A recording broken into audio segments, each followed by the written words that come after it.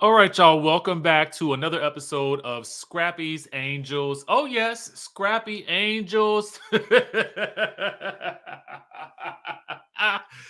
I mean, listen, it is what it is at this point. I don't know if you guys have seen part two of Scrappy's interview with Carlos King. And if not, run right on over there after you leave here. Okay. So we're going to get all the way into the narcissism of it all. Just to let you guys know right off the rip, he is calling Bambi a narcissist. There's all kinds of crazy in this interview because there is a couple of through lines here. One, I felt like he did everything in his power to discredit this relationship that he had with this woman and make it seem as though she used him for clout and that she never really loved him, allegedly. Okay, that's the impression that you would get by watching the interview. The second impression that you get from watching this interview is that he never really wanted to actually be divorced. And it almost feels like if he could still be married to her now, he would be. But she's a narcissist, according to you. So why would you want to go back? It is baffling to me. Okay. And it is also baffling how all of these relationships overlap and seem to intertwine allegedly. Okay. So if you guys listen, we're going to go through it all. If you expected this to be a hit it and quit it video, I'm letting you know right off the rip, it is not. It is going to be a deep dive. And if you don't like deep dives, just leave the video playing, okay? And go make some breakfast, do some work, watch, but just support. You know what I'm saying? And subscribe to the channel if you haven't already done so. So let's get into it. Ain't nothing to it but to do it. So Carlos King, aka Barbara Walters, okay, is over there. He getting that interview, baby. Getting that interview. Don't stop, Carlos. Keep giving us content. Thank you. We appreciate it over here. Mhm. Did Bambi ever really love Scrappy? That's the question.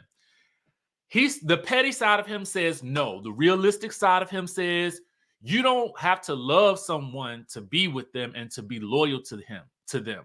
Okay, so he's basically saying, in my opinion, okay, it feels like he's saying that she really was never in love with him. Okay. He's That's when he gets into him helping to put her on Love and Hip Hop and how he was the one who introduced her to the show, to Mona and Stephanie, whoever Stephanie may be. Hi, Stephanie. Okay.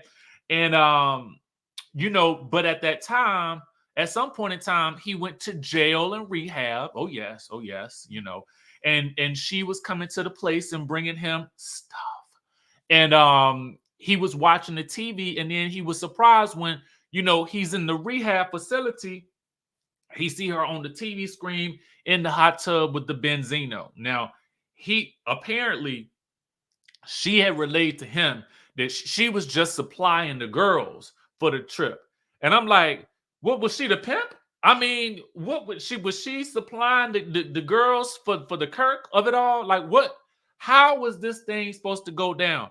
I'm still trying to figure out how in the fool Kirk is gonna volunteer his services to film this scene in these hot tub with these ladies, knowing that the cameras is on you. What type of foolery is that? Okay, I will never understand it. And Kirk, listen, don't listen, player. I'm not trying to come down on you. I'm just help me understand it, man. Help me understand it. But don't worry, we're not done with Kirk and Benzino and Young Jock because they play a part in all of this too. How you may ask, but you just stay tuned, okay? So anyway, they recently showed, I guess maybe like unaired footage of Bambi kissing Benzino, and they did not show that before because they were so focused on Kirk and his angels. Okay, so he feels like he's just finding out new information about her and her past. Granted, this was about a decade ago. He feels like people will do anything to get to where they're trying to get to. And basically, he is implying to me that Bambi did just that by getting with him. Apparently, she also has seen a scene where he was walking in the jail with Erica, and he says the show made him film that, because the show makes you film and things like that, allegedly. So Carlos says it comes across like Bam was using him for clout. Now, see, Carlos in this session is like basing this on what Scrappy is telling us. And that is the impression that I was getting as well. Scrappy says he's just laying out the story, how it happened, and look where she was before she was on Love and Hip Hop. Because then Carlos says he remembered her from being on the Basketball Wives. Now, Scrappy says everyone around her says she's been doing this reality TV thing, but she was basically just somebody's friend on that show. She wasn't really a marquee name on the she won't really like hey, I'm on the cast photograph. Was she? I don't think she was on the cast photo for that season. I don't really think she was. I could look it up real easily though. Let me see. What is it? Basketball Wives LA season 2 cast photo. Let me pull it up.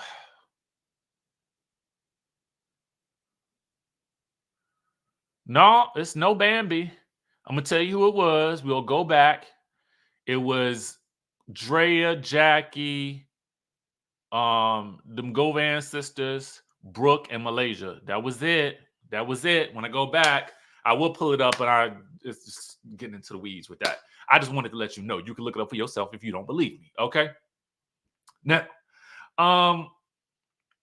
what was it like to be married to Bam? Scrappy makes it seem like he was very unhappy. Again, why would you even want to go back to that then? He details all sorts of aspects of suspicion on Bambi's end. And Carlos asked if he gave her a reason to feel suspicious. Was there any cheating? Scrappy says that the second year of them being married, he texted 2 girls. He feels like he's on his husband. He was on his husband-ish, and it drove him so crazy. And it was narcissistic stuff. And it was like her putting that energy on him. He texted an R&B artist he was going to do a song with, but he also knew that he didn't want to tell Bambi because she would have a problem with it. Now, apparently, Bambi had also seen text messages, I think, between him and Shay.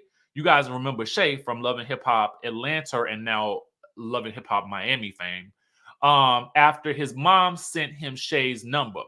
He was apparently on some type of pill, okay, at the time. And she, I guess, had got a hold to his iMessages through the cloud.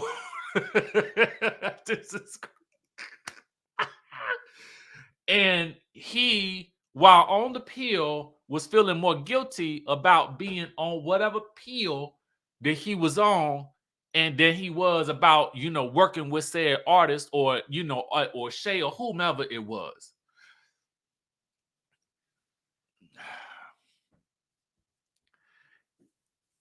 Can I tell y'all something? It all sounds like a Jaheim's record. Okay, ghetto love. You know what I'm saying?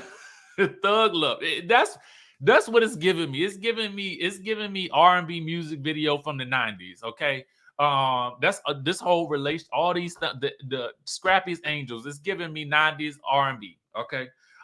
Anyway. So he feels like he compromised who he was as a person, and that's why he's in therapy now, don't you know? He says he's not trying to come down on her, but he felt like he was dealing with a narcissistic person. So much for not coming down on the woman. Anyway, and he felt like she dealt with a narcissistic person before she got with him. So, sometimes they do say that you can end up taking on characteristics of somebody that you might have dated previously if you don't work on those issues. So I'm assuming that's what he's trying to say in this scenario. Okay.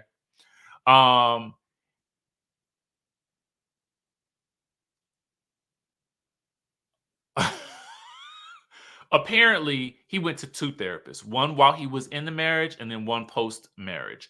And they both indicated that he was dealing with someone who sounded narcissistic. So apparently, when he was getting his accolades and things were popping and happening for him, she would be at home saying, well, why aren't these things happening for me? And she was giving him the bare minimum attention and affection. Okay.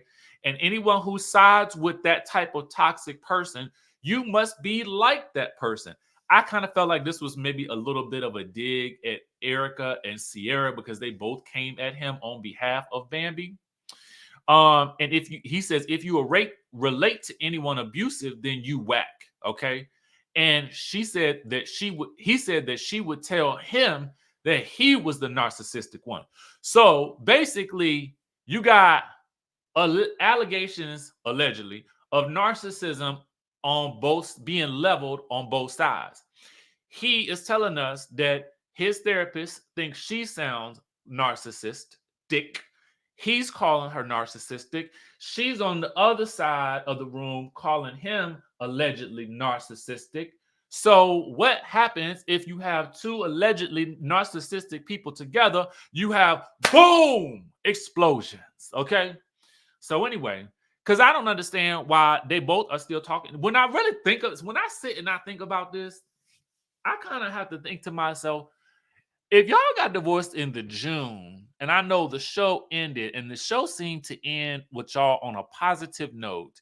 So really, there should be not a real reason for y'all both to still be talking about this marriage that both of y'all are so ready to be done with. I too am ready for it to be done. I too, and I feel like I too am inside their divorce with them. This is inside edition, inside the divorce edition. Okay.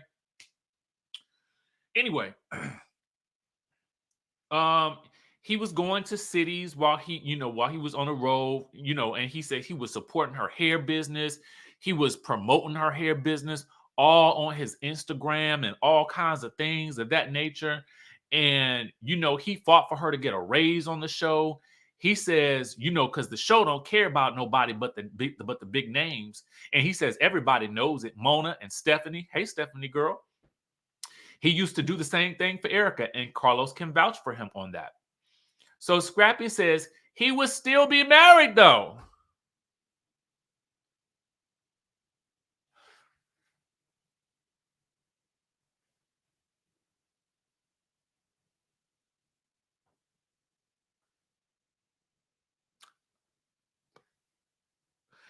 Then he throws Kirk and Young Jock under the bus, and he says he don't understand how they messed up the way that they did, okay? And they still with their peoples. And Carlos is like, I'm gonna tell you why. I'm gonna tell you why. But then he goes, but before he does that, to me, he ventured into Martell territory when he says this thing about how, he had another woman telling him things his wife was supposed to tell him, like, you look good, baby. Apparently, that was the stuff that Dondell was telling him. And apparently, Dondell says she didn't really mean for the divorce to happen. She was definitely flirting, but she was just trying to raise his confidence. That's all she was doing. She was trying to raise the man's confidence. Who sing that song? When you can't raise a man? Is that K Michelle? Am I misinterpreting my R&B divas? Okay, but I mean, she was just trying to raise his confidence by telling him he looked good and things like that. Everybody need a little somebody to tell them they look good every now and again. You look pretty today, baby. You go to the hairdresser, you get that hair cut. Baby, you look good on that stage up there. I'm just trying to raise his confidence level. I mean, shouldn't that be what we need to be doing anyway? It was sounding very Martell to me. Carlos asked if the Dondell exchange was the last straw for Bambi. Scrappy then says Bambi was in the girl's house before. Basically, he's saying that she was friends with Dondell before, and he didn't know that Bambi knew Dondell. He then says he didn't even know Bambi's age.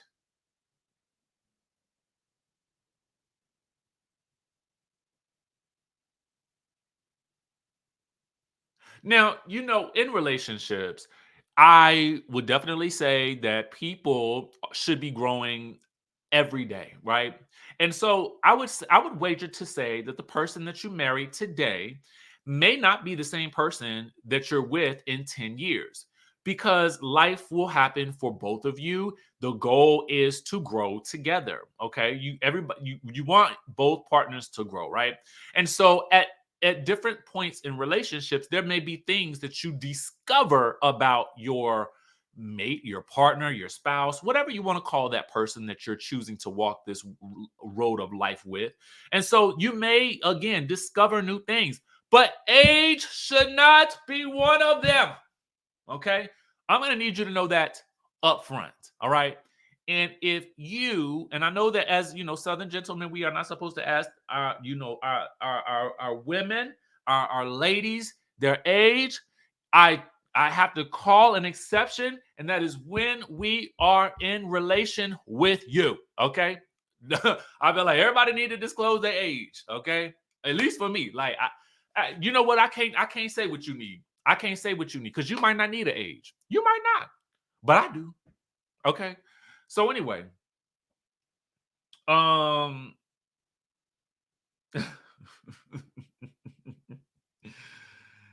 oh God, he didn't know any of these things. He was in such a vulnerable place, and he thought she was helping him.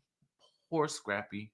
They then get into who is more famous between him and Bambi, or if he has to go search for. Because apparently he would tell her that he was searching for attention. Okay.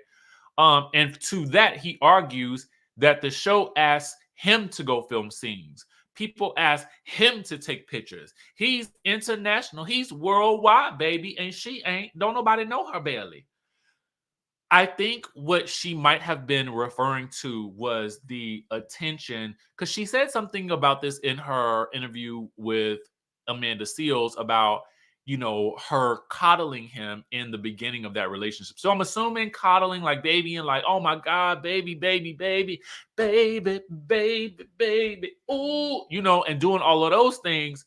And then she said she had the kids and she could no longer be baby, baby, baby, baby, baby, baby with you. I got to behave. I got to hold the baby. I got to feed the baby. I got to do this for the baby. I got to put the baby to sleep. And you on tour and things like that. So I don't know. I don't know if that's the same. If they talking about the same attention and I don't know if maybe he was misinterpreting that or what. But he also it was given that he was saying that she was jealous. That's what it was given to me.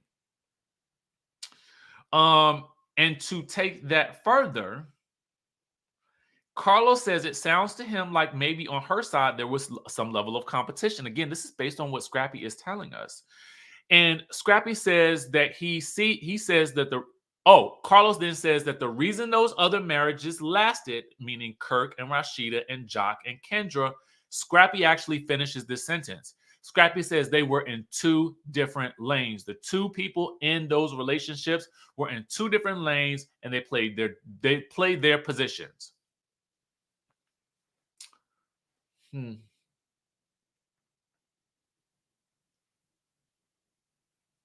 So,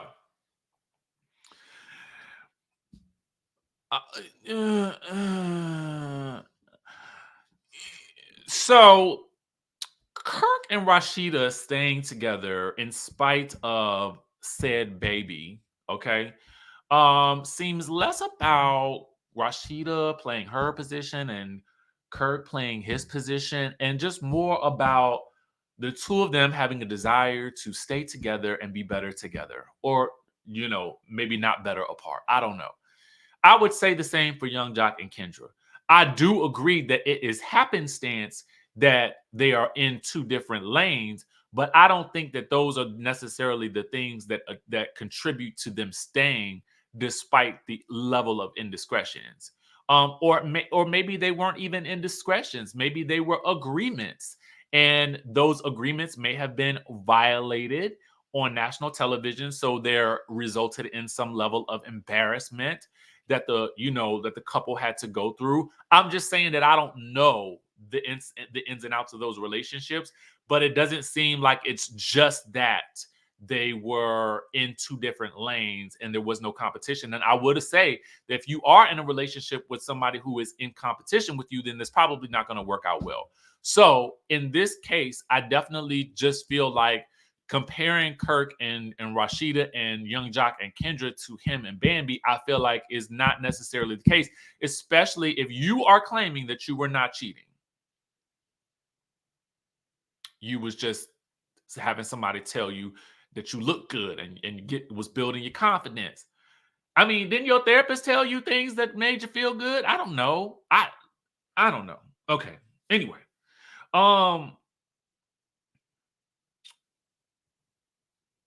apparently Bambi, according to Scrappy, Bambi used to ask him, "Are you trying to compete with me?" And he says, "I got hit records. I've done international tours. What tours have you been on?" Now, he also says that out of respect for her, he wouldn't do songs with other female artists, but she could do songs with other male features. And he realized that was some hypocrisy. He says he was a social person before he got with her, and he felt like in that relationship, he isolated himself. So let's get to what happened with him allegedly not paying the rents. Okay. He says, now this was it was an interesting answer. So follow me along as best you can. Okay. He says, if you got a house, a big pool, a jacuzzi, there's a whitewater slide, the house is 3 levels. He says he been living like that, but that was her first big house ever. Now, apparently, I don't know what that had to do with anything. But anyway, apparently, because to me, that makes it worse. If you're used to having these types of houses and that sort of thing, it seemed to me like you might be used to paying the bills on time. And I understand that you got to be on tour and whatnot. So I don't understand how either one of y'all was not communicating about the bills and what was due and when. How was that flying? You know, if one person in the house has to manage the finances so that they're paid on time, then maybe one spouse takes care of that and the other spouse simply just hands them the money. So I don't understand this whole idea that nobody in the house is communicating about what's going to be late and what's not. Like, that's weird to me. I don't know. It was just weird. So the fact that you're used to having these types of big houses, in my opinion, you should also be used to paying the big bills. You know what I'm saying?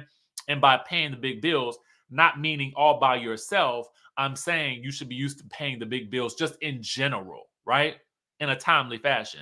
I mean, you can usually have rent checks, and sometimes, I don't want to say rent checks because it depends on your property management company, but a lot of times your bills, you can put them on auto pay. Why are some of these bills not on the auto pay? Okay. Um, he says that sometimes, okay, they have been out the lease and they were living month to month.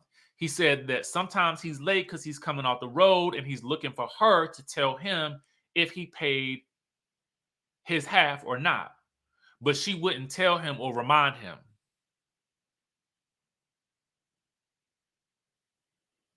You know, I don't want to sound judgmental because I'm really not trying to be judgmental because everybody got their things and nobody is perfect. I hate opening the mail. I really do. I hate it. I hate it. So I get it. But I mean, it's still got to be dealt with. So, as grown adults with kids, why are we not talking about these things? Anyway, apparently there was some water bill that was $2,200. There was a grace period. There was some late payments. I don't know. He says there were times where he did pay the whole lease, her truck, he paid for her truck and he paid for her shop. And there were times where he didn't even have a car. Now, again, I'm not one to judge because, if you don't want a car, some people don't want a car note. I get it. I'm over a car note. Okay. I am over it. But I mean, if I'm seeing that Scrappy from Love and Hip Hop, is living in this 3-layered house with jacuzzis, the pool, fountains, a waterfall, ponies, swans, a moat, a gate, and all of these other accoutrements, then my assumption is that he might be driving something. Something. But again, I can't judge because you just don't know what people go through. And everybody has ups and downs, even the rich folk. Okay.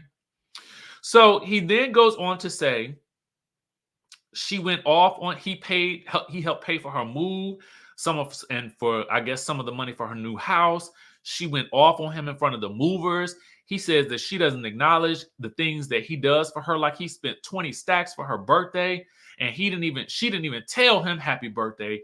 She wouldn't respond to his Christmas message. This is when they were going, I guess maybe after she had filed for divorce. So then when her friends would say she's been supporting you, he's like, how could she? She couldn't support me in the same way that I did for her. I'm assuming he means monetarily. But in my mind, I'm thinking to myself, if you spend the $20,000 and 20 stacks for her birthday, I mean, let's pay the bills. Okay. But anyway, hindsight, hindsight. Bambi versus Erica. Now, the allegations were, remember, that Erica had I don't know, done something to Imani, okay, such that the police were called. Now, Bambi recorded a conversation with Scrappy appearing to corroborate that story. Is there any truth? Yes, this is true. He says that he told Erica, whatever his kid told him, he takes it seriously, and that it wasn't Bambi calling the police, it was actually all him. But he apologized, and he now knows that it's easy for a kid to come around and basically say whatever, and the parents to sort of jump at what the kid has said. He talks about his own experiences with his mom, I guess disciplining him harshly, and it making him want to react differently when it comes to raising his own kids. So that is why he had the reaction to call the police that he did. He says he was overprotective, and he talks about Erica being a Black single mom, and that the people launched an investigation and none of her babies were ever taken. So first of all, I'm happy that none of the kids were taken. But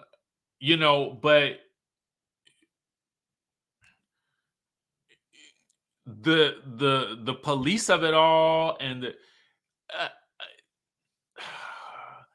I don't know why Bambi recorded that conversation. I do not like the idea of people recording conversations and then sharing it later. And I understand she was maybe trying to provide proof that she did not call the police. But I just also feel like I don't like that sort of thing. I think it's just, especially if the person doesn't know, I think it's just underhanded. It's kind of rude. I mean, it's rude. I think it's low down, and I don't like it. That's just me. Especially when she has the intent to later have this be circulating, right? I mean, it's just not my thing, right? Not that it's low down, because if she felt like she had a reason to do it, then I guess I have to understand it, and I need to stop being so judgmental. So that's a part of that's me working on me. Okay, I acknowledge I'm a work in progress. I am trying not to be judgmental in this situation, but the things that they are doing to each other just sound extremely toxic. And I can't understand for the life of me why they continue to both talk about this divorce and this relationship when they should both just be excited and ecstatic for whatever life has in front of them, because they are out of this toxic situation. Okay. He was hurt at that moment when he realized that she recorded him, and because he was there to talk about getting back together with her, and he was saying he didn't want to, and he was saying he didn't want them to end up like he and Erica did.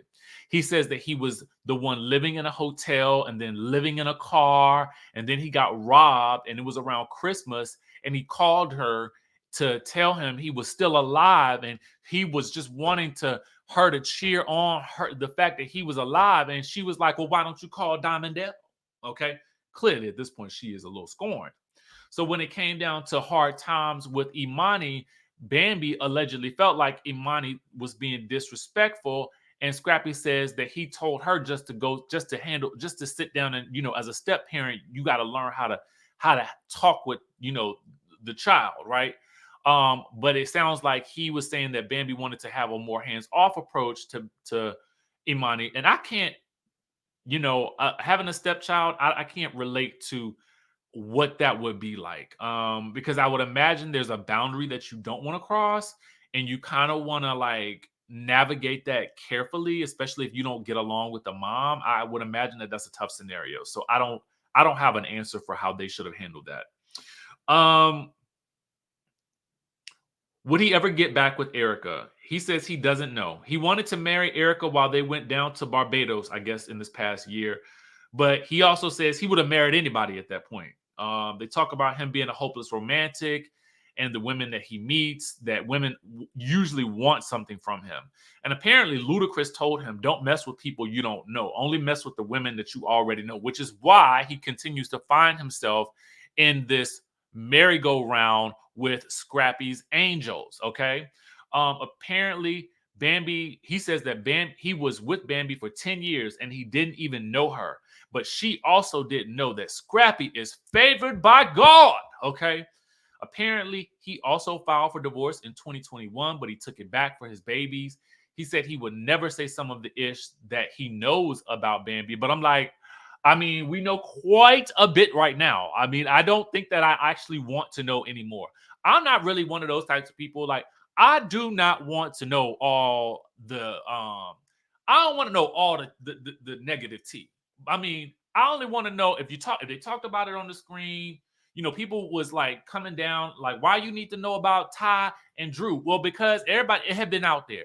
Mimi was talking about it. She had done the interviews, you know, everybody was talking about it. So I did want to know, was they together? Do I think that if there's anything negative about that? No, because if it maybe Drew was on some get back, and if she liked Ty, that just means she liked Ty. I ain't putting no labels on Drew. I just want to know what it was. But in this situation, if there is some negativity, Scrappy and Bambi, I implore you to just shut up. Do not talk about it no more. Leave it alone. Leave each other alone. Move on and go forth and prosper. Okay. MTV apparently told them they will be focusing on the women now, and that's why you see only the women in the cast photo, right? And apparently that gave Bambi the power to go out and start promoting her music and being the strong woman, okay? And he told her in the same conversation that she recorded him, but apparently she didn't record this part. He said, I know you don't care no more because you where you want to be now. And she was like, yeah. He was like, that was just cold-hearted, okay? He told her he loved her twice and that she told him that same night that she loved him too. The next day, she made that lady post after, Imani had called her that lady. And he texted her that morning and said he loved her, but she didn't say it back. And he said it was like the same cold shoulder he got when he got robbed. Now, for him, he feels like he could have lost his life, I guess, in the robbery, and she should be thankful, and she wasn't even that horrified or anything like that. And Carlos is like, well, bro, that's sad. In my opinion, this was just me, okay? I felt like Carlos was like, okay, let's wrap this on up. Sorry for your loss, bro. We appreciate you for this sit down. Thank you, and thank you all, and good night. But there's more questions. Are him and Dondell dating? He says Diamond wants to know that too. So it sounds like he's saying that Diamond wants to be with him. He's just trying to see where his heart is. He's talking to his psychiatrist and he's got a lot of wounds because he's just finding out so many things about his old marriage. Apparently, Bambi told him that she don't want her kids to have a lame and broke dad. So then he pulls out his phone to show Carlos payment receipts for the rent. Okay. Now I'm gonna tell you what was said. I didn't see it. We don't see it on the screen. In January 2023, it was late. Okay. And either maybe a payment happened on the 22nd and the 16th. They go back to December, money was sent, but there was some late fees. November was paid allegedly. October looked like it was paid. September, August, apparently he made allegedly a payment by himself. June is mentioned. July is not mentioned. May is payments made twice. April is allegedly a solo amount. There's a February payment, a January 2022 payment. Then the next thing that Carlos says is September. So I don't know if there was some month skip, but Scrappy pulled away the phone.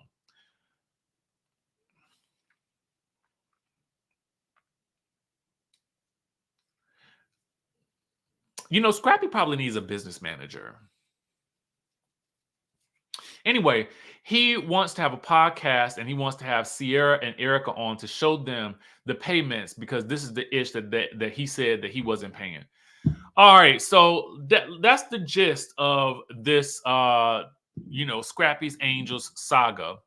Now that you have heard everything, whose side are you on? I always say there's his side, her side, and the truth lies somewhere in between. And also in between, it sounds like there's Dondell and Erica. So I don't know what the deal is with this whole situation, but again, like I said, hopefully they all can move on, be well, and prosper, and we don't ever have to hear about this storyline ever again. With that being said, I will catch you all in the next video.